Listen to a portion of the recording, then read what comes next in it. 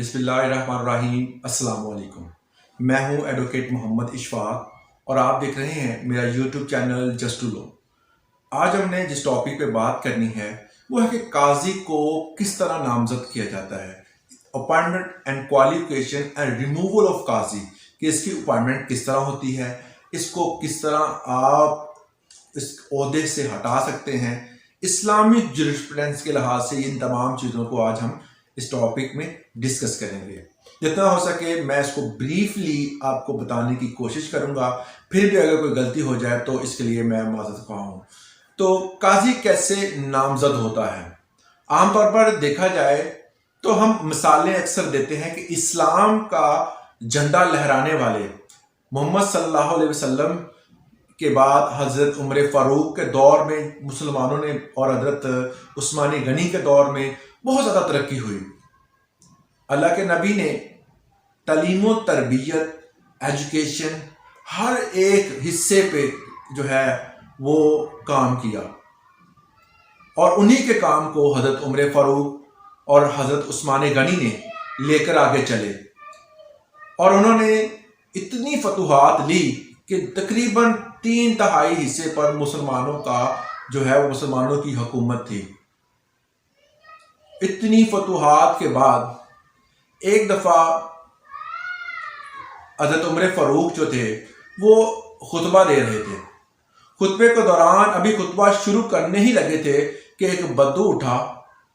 आपको मैं अदल व इंसाफ का लेवल बताना चाह रहा हूँ कि एक बद्दू उठा और उसने उठ के कहा कि ए उमर, उसने आवाज़ इस तरह लगाई कि ए उमर, हज़रत उमर रज़ी अल्लाह ताला अन्हु को ए कह के बुलाया गया।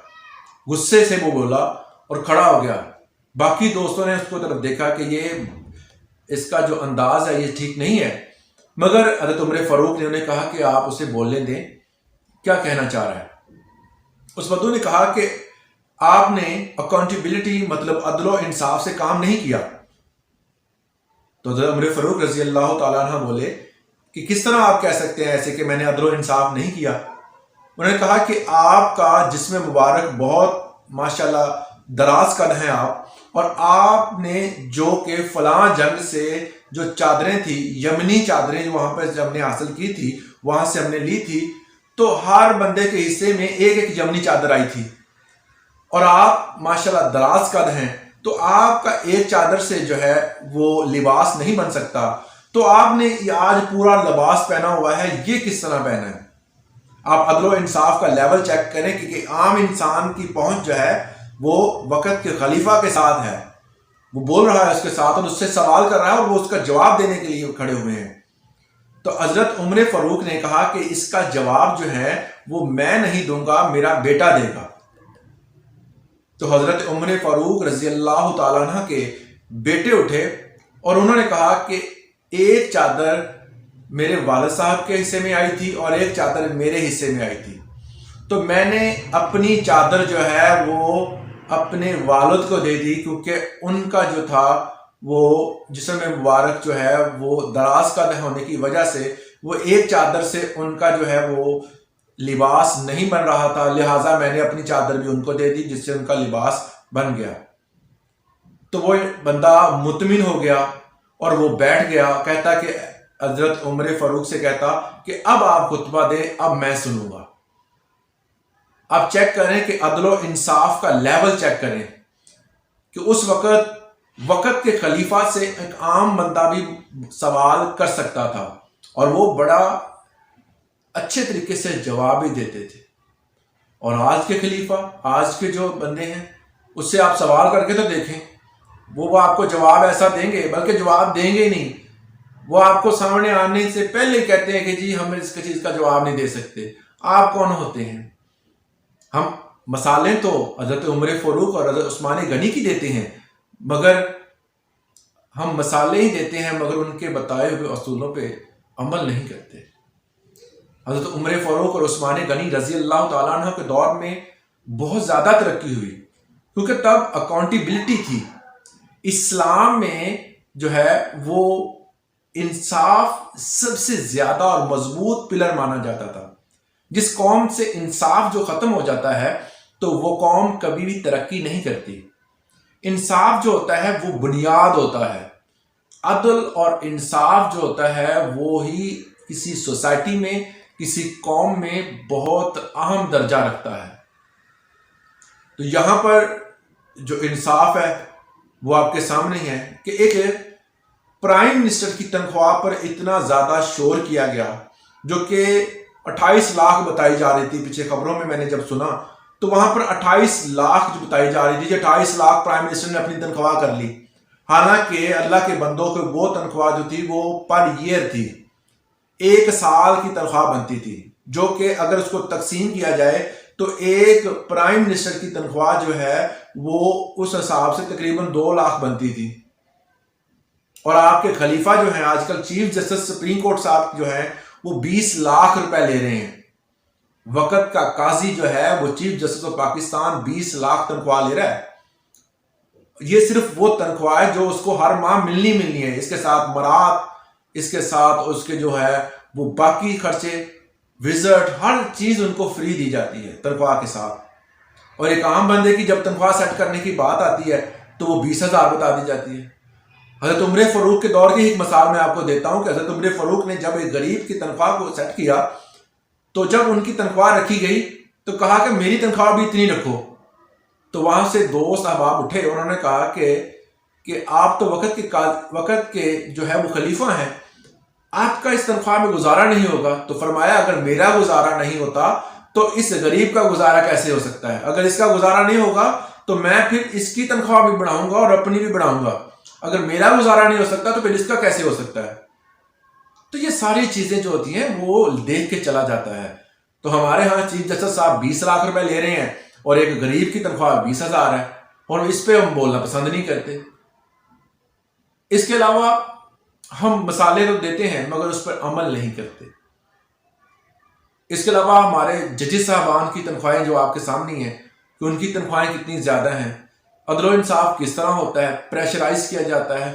کچھ قاضی صاحبان جو، کچھ ججز صاحبان جو ہے وہ فیصلہ کرتے ہوئے یہ ڈرتے ہیں جی ہم پر جو ہے وہ پریشر ہے، ہم یہ فیصلہ نہیں دے سکتے. اور اللہ کے بندے، جب آپ کو جج کے لیے آپ کو اپوائنٹ کیا گیا تھا، آپ سے جو ہے وہ حلف لیا گیا تو آپ اس حلف کی پاسداری کس طرح رکھ رہے ہیں؟ اگر آپ جو ہے وہ فیصلہ نہیں کر سکتے تو آپ اس سیٹ کو ہی چھوڑ دیں. یہ آپ پر پریشر ہے. کس چیز کا پریشر ہے؟ اگر آپ پر پریشر ہے، مانتے ہیں اگر آپ پر پریشر ہے تو آپ اس جاب کو چھوڑ دیں اگر آپ اس پریشر کو برداشت نہیں کر سکتے.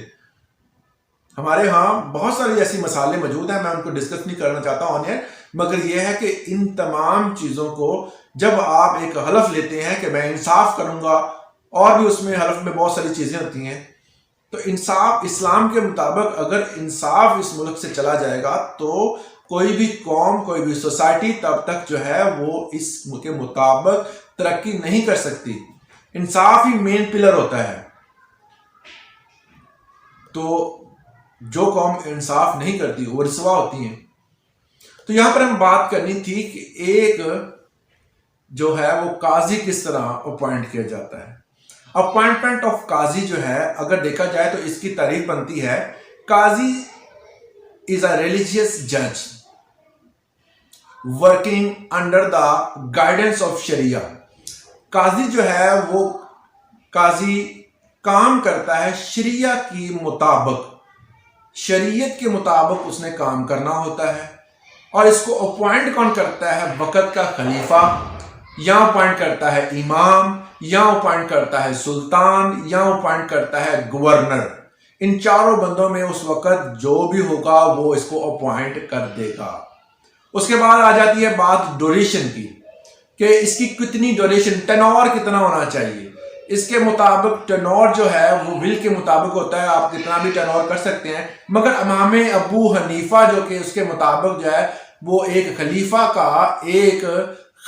کا جو ہے وہ ٹینور 1 سال ہونا چاہیے.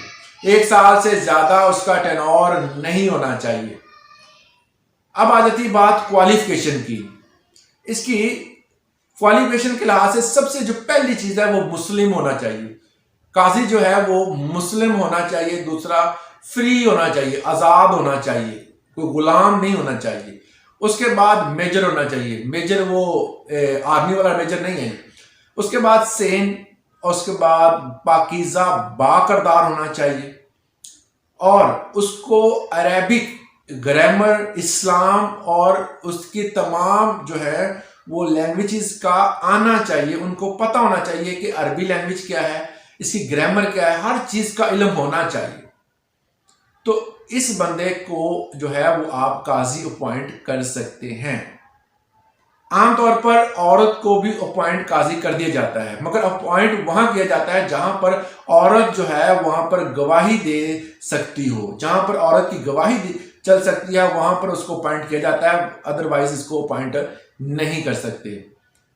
اب یہ آ گئی اپوائنٹمنٹ کوالیفکیشنز، ٹھیک ہے۔ اب ڈسکوالیفائی کس طرح کیا جاتا ہے؟ اکارڈنگ ٹو اسلامی جورسپروڈنس کے مطابق جو ہے اگر کوئی بندہ جو ہے وہ امپارشل ہے اور عدل و انصاف نہیں کر رہا، وہ بندہ، اس کے اوپر کرپشن کے الزامات ہیں، وہ کسی کے انڈر پریشر ہے، وہ زیادہ میل جول والا ہے، وہ جو ہے وہ سوسائٹی میں وہ بہت سارے لوگوں سے جو ہے اس کا میل جول ہے، وہ ایسا بندہ جو ہے وہ کرپٹ ہے اور وہ عدل و انصاف سے کام نہیں کر رہا، تو ایسے بندے کو ڈسکوالیفائی کر دیا جاتا ہے، ریموو کر دیا جاتا ہے قاضی کے عہدے سے۔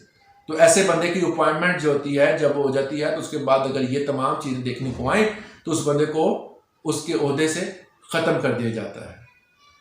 امید کرتا ہوں اس لیکچر سے آپ نے ضرور کچھ سیکھا ہوگا۔